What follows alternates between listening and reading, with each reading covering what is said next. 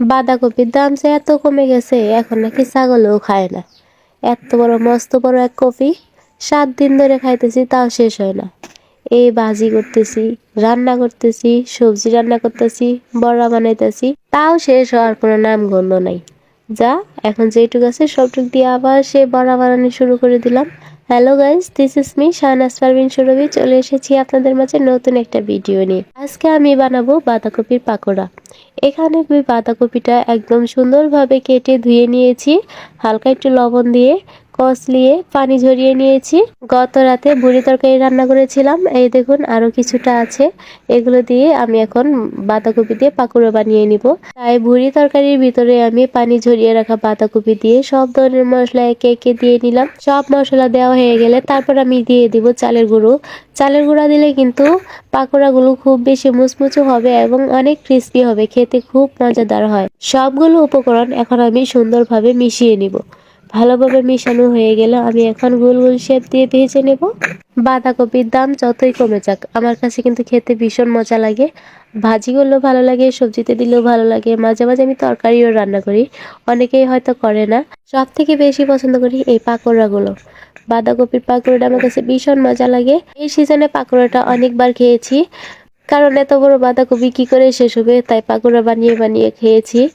যাই হোক, এই দেখুন না, কিছুদিন আগেও সব সবজির দাম এত বেশি ছিল যে মানুষ খাওয়ার ইচ্ছা থাকলেও কিনতে পারতো না। আর এখন নাকি এগুলা সবজি এত সস্তা হয়ে গেছে যে ছাগলে খেতে চায় না। এটা কোনো কথা? আবার এই দেখুন, এখন রমজান মাস চলে আসছে, এখন আবার সবজির দাম চড়া হয়ে যাবে। মানুষ যেন কিনেই খেতে না পারে। আমাদের দেশে এটাই নিয়ম।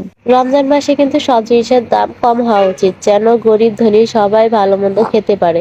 কিন্তু তা না, রমজান মাসে আসলে এই জিনিসের এমন দাম হয়, গরিব মানুষদের পক্ষে খাওয়া দাওয়া করা খুব কঠিন হয়ে যায়।